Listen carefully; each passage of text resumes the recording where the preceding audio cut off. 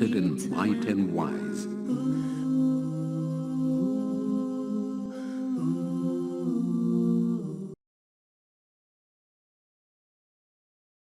Assalamu alaikum rahmatullah. وعليكم السلام ورحمة الله وبركاته. Look who is here with us today. MashaAllah, MashaAllah. We've been talking a lot about the prophets. So much so that I thought today it'd be interesting to talk more on the subject of the deeper message that comes and covers several of the prophets at the same time. We talked about Moses, or Musa alayhi salam, and we went right up to the time of his death. And by that time, there were a lot of believers. There were so many believers, followers of Moses. They believed there was only one God, not give the false worship, to these idols and statues. But then, after he died, the people started falling back into their same bad ways. And it seems like this is a pattern with people, that if they don't have someone there to guide them, someone that they can look up to as a role model, then they fall into this very same thing, time and again, time and again. And after Moses, there was one who was a follower of his. He led his people for a while, and he tried to keep them on the straight and narrow, but he had trouble with them too. One of the things that they kept getting into is wars. They like to get into wars and, beat people back, kill people, do things. And then after he died, another prophet came, according to them, and they said his name is Ezekiel, and we call him Ezekiel. Now, whether or not he was really a prophet or if he really lived in that time, this is something that Allah knows best. We don't have it in the Quran, but we have the story. The story is very clear. It's a strange story. And when I was growing up as a kid in Christian school, we heard this story. And when I came in Islam, we heard it again. I said, it must be a true story because I'm hearing exactly the same story. But I'll give you the details as much as I can remember. It starts out something like this. The children of Israel were living in Palestine. Ascalon was the city that they were in. Then a plague broke out. Now, a plague, that's when everybody gets a disease, and you give it to him, and he can give it to her, and all of a sudden everybody has it. It's a disease that everybody gets. But some of the people tried to run away. They said, oh, wow, everybody's getting sick, so we're going to run off. And a large number of people ran away, and they went to a plateau or a flat area, And everything happens by Allah's command. Whatever he says is going to happen, it will. So Allah ordered that all the people in the city that had the plague would die. So they all died about the same time, just like that. The ones who left, they thought, hey, we beat it, because we left, right? But Allah's command came for them the same way, die. And they also died. Of course, today we would use our mind and we'd say, well, they probably just had the plague too. But it really doesn't matter. What matters is Allah said, it was time for you to die, whether you try to run away or not. If you try to escape, it won't help you. And I want to go back to Moses for a minute and tell you what happened to him. Just before he died, just before Moses died, the angel of death came to him.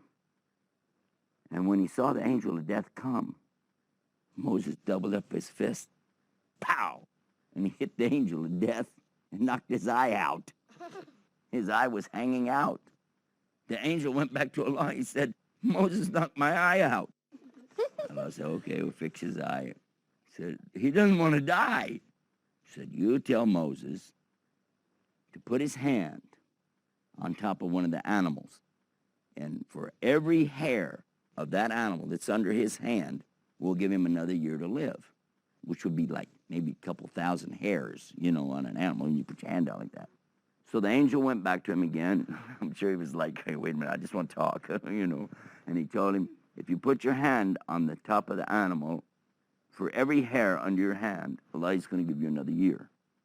Musa asked him, and then what will happen? He said, well, you're still going to die. He said, okay, then take me now. And so the angel of death took him then. Because when he realized you just can't get out of it, you have to die. Now, this is what Allah said about it in the Quran. Kulu nafsin da'ikatul maut. Every single soul has to taste death. And it doesn't matter who you are, you will die eventually.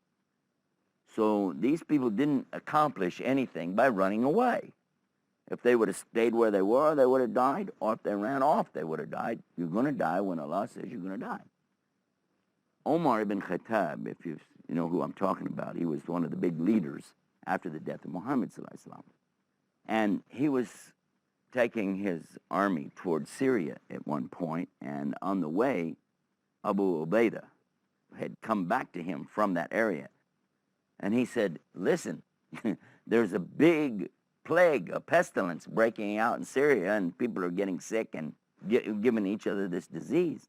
And Omar put the brakes on. He said, okay, hold up right here. And he said, I'm going to tell you what the Prophet ﷺ said. He told us that whenever you're in an area where there's a disease, where there's any kind of plague like this, you have to stay. You don't enter it, and you don't leave it. So if you hear about a plague, you don't go there. But if you're already there, you don't leave. Now, this is 1,400 and odd years ago. And today we know that's exactly what you have to do. And they call it quarantine now. And if somebody gets a disease like this, it starts passing around, they put them in quarantine, don't they? They make them one part of the hospital, and you can't go in there unless you wear a mask, or you have to have some, protection around you and everything so you don't get the disease and pass it around. Because that's a big problem. Amazing, isn't it? How that Allah let them know way back then. Oh, I wanted to tell you what happened next. So after these people died, there wasn't anybody to bury them. They all died at the same time, right? Guess what happened? Now, this plateau is kind of like a mountain. It goes up and then it's flat on top. So nobody really ever went up there. So if nobody's there and everybody's dead, what's going to happen? Skeletons, bones. So there were bones and bones and bones everywhere. It would rain, maybe move them around, and this and that happened. But all the bones of all these thousands of people are still there. And so, all of these, right on top, just laying up there. Now, they didn't turn to dust yet. They hadn't turned to dust. They were still bones. And so this man came, and they said he's prophet Hezekiah or Ezekiel. Doesn't really matter. What matters is the story, because it's mentioned in Quran that a man came along and saw these bones, and he wondered, how could Allah bring people back to life? Because Allah tells us that he's going to bring everybody back to life. When I tell non-Muslims about Islam, I always like to tell them there's some real good news and there's some bad news. The real good news, everybody gets to be resurrected. Now, some religions teach only our guys are going to be brought back to life. But in Islam, we know everybody's going to be brought back. Everybody. So Hindus will be brought back to life. And so will all the Buddhists. And so will all the atheists, Christians, Jews, Muslims. Everybody will be brought back. That's the good news. The bad news. Well, the bad news is not everybody gets to go to paradise. Not everybody gets to go to Jannah. And that's the bad news. But anyway, the prophets and the people that are spiritually guided by Allah, they know some things, and one of the things they know about, just as you know, we're going to be brought back and Allah's going to bring us back in a real body. Now, some people will say, how is that? Maybe we just come back in a spirit form, like a ghost or something, But no, you're going to be brought back in your body.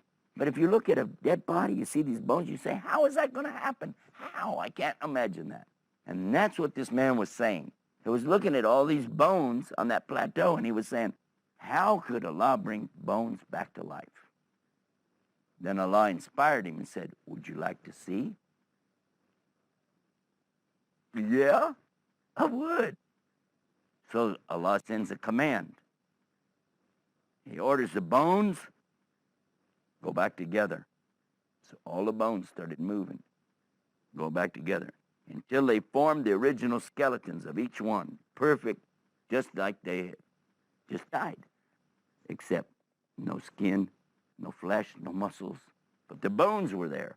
All the bones came back together. Then the voice said, would you like to see me put the flesh back on? He said, yeah. So Allah made all of them come back together with their flesh. with their bodies, their skin, everything came back. And then Allah made them stand up. And then Allah gave them life again. And as soon as Allah gave them a life again, guess what? Every one of them went like this. Subhanallah, alhamdulillah, la ilaha illallah, Allahu Akbar. They were praising Allah, all like one voice coming from all of them. Can you imagine this? That's amazing, isn't it? Well, these are like signs. So that person who sees that would be what? Convinced. If you saw it, you'd be convinced, wouldn't you? I know I would be. But it's strange, though. Sometimes people see signs, and they're not convinced. In fact, it happened with the next generation right after this. After Hezekiah, there was Elijah. Then there was Elisha, who we call Elias. And they also watched and witnessed their people, children of Israel, do horrible things. They became really, really bad. So when these two would go and try to warn the people and tell them, you know, this evil that you're doing is going to bring bad things on you in this life and the next life. But of course, they didn't listen. In fact, they started trying to punish them, and they even tried to kill them.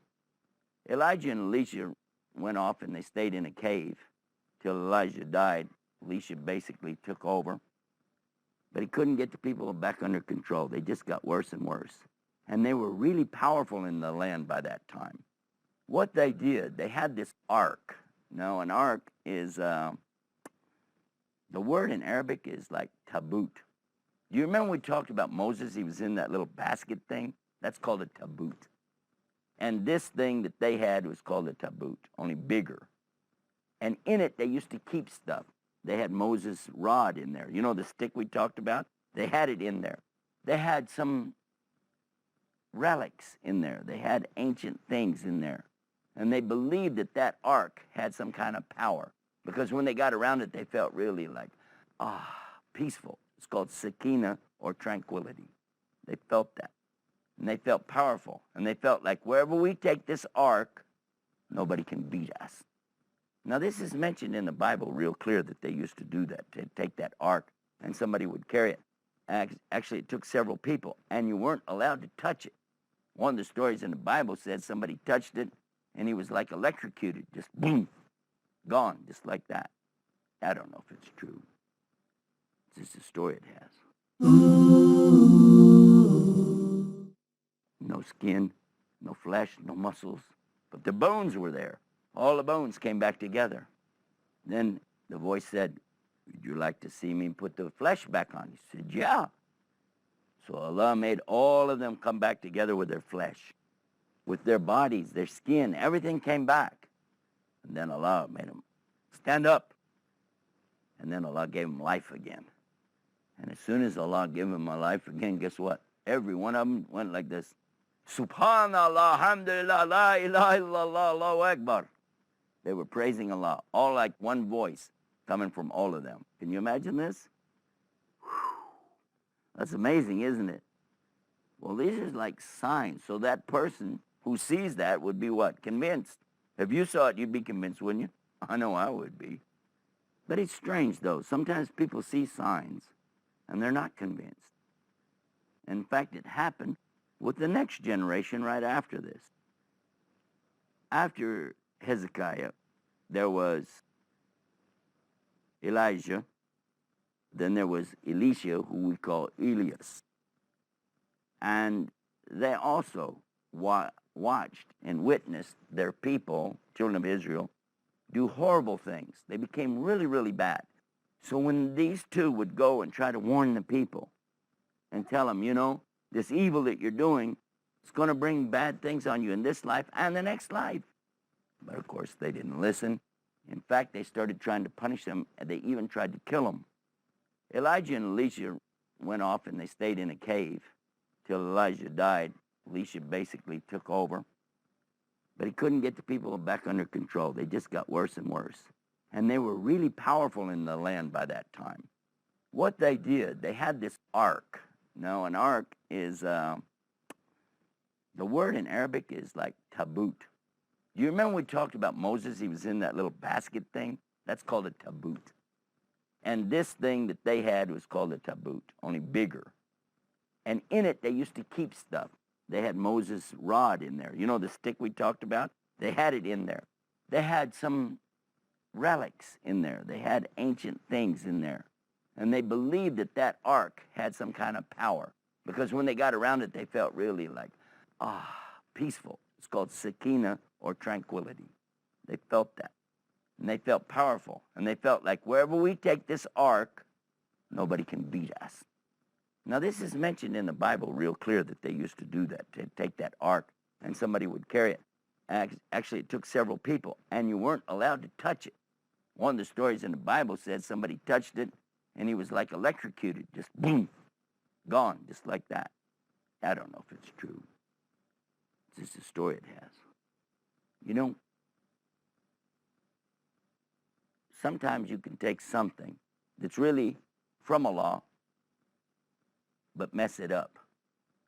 Like the stick from Moses. That's something amazing. Allah made it turn into the snake and do all the stuff it did, and then turn back to a stick. But now they had it as part of this, in this ark, along with some of the other things. Some scripture that they had too.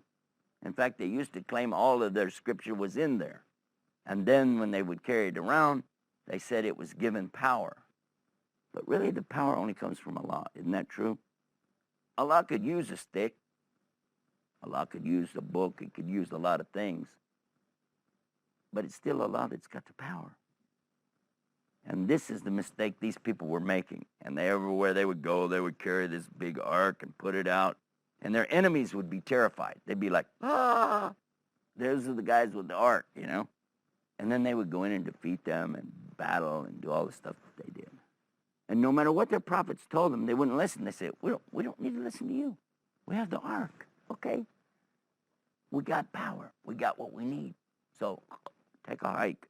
And the more that these guys started arguing with them, the more they'd say, okay, why don't we just kill you too? So they wouldn't listen. They were very stubborn. Till one day, the Philistines came against them. And Allah let them take the ark away. As soon as the Philistines got the ark, immediately the children of Israel became afraid because they said, our power is gone. Our power is gone. Oh, my God. You know what happened? They went and told their king. They had a king. They said, they got the ark. You know what he did? He dropped dead on the spot. He just went, boom, like that. Now they had no king and no ark, and the Philistines were getting all over them like ants on a picnic. It was bad. You like that, ants on a picnic? I just thought that up.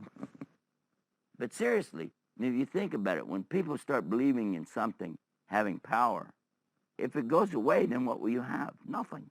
So it's better to believe in Allah. Always trust Allah. But Allah didn't forsake the children of Israel. He just tested them. It wasn't long. He sent them another prophet. And he was talking to them about believing in Allah and that they should do right. Now they'll listen, by the way. This man was telling them the same as all the prophets did, which is worship God without partners and don't worship something else. Obey your prophet, things like that. And they were listening. They were paying attention because now they didn't have their ark anymore.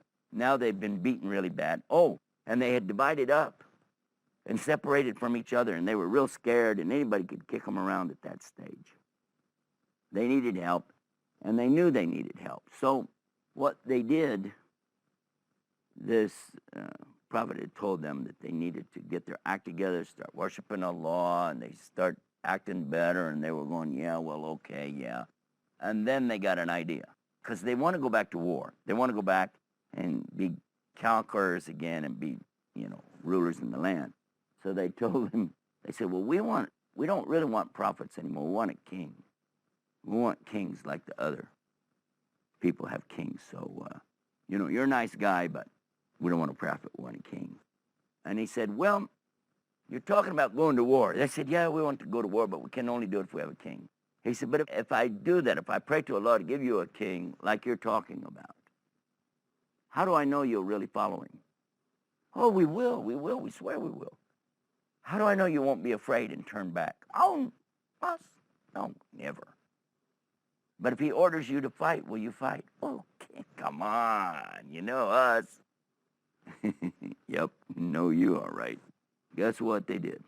Well, listen to the story and find out. He said, I'm going to make dua, I'm going to pray, ask Allah to give you the king that you want. And he did. They said, okay, where's the king? He said, well, he's coming.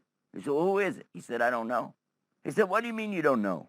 He said, because Allah hasn't shown me yet, but he'll come. Now, when he announced Talut to the people, how do you think they took it? This guy is the king? I don't think so. That's how they took it. They did not accept that. They were given a big problem until he said, didn't I tell you? If Allah sent you a king, you wouldn't obey him. That's your king. Oh, yeah, right. Okay, so this is the king. Okay. He's weak. He's poor. He's from the bad family. He's from... Now. Said, this is the king. He's the one to give you the victory. If you want the victories, there he is. He was tough. He was very big, very strong, very smart. Now they said, okay, sure, yeah, right, whatever. Now, from right here, where I'm telling the story, you can go and read this in verse 243, I think it is, to about 248, somewhere like that, in Surah Baqarah in the Quran. And this is the story of what happened. So he took this army, he started training them. Talut, he's training them. Exercise, build your bodies, do all the stuff that you do to prepare for wars. Got them going up really good. And then he said, okay, you guys are ready. Now let's go. Before we go, listen to me. And by the way, there were thousands of them. He said, we're going to come to a river.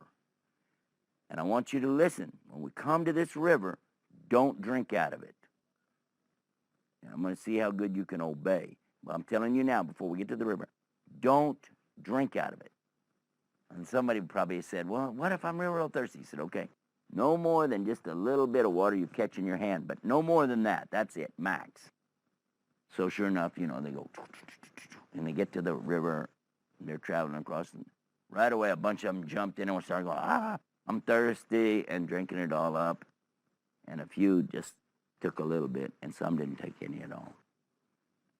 And all of them that drank all the water, he said, you're not with me anymore. Go on. And we're like, why? He said, you don't obey. You have to obey. In the military, you have to obey. Ask anybody, even today, ask the military, is it okay if I disobey commands when we're in battle? And they'll tell you, no, you have to obey. Well, till next time. Assalamu alaikum wa rahmatullah. Allah, ya Allah, ya Allah. Allah, ya Allah, ya Allah.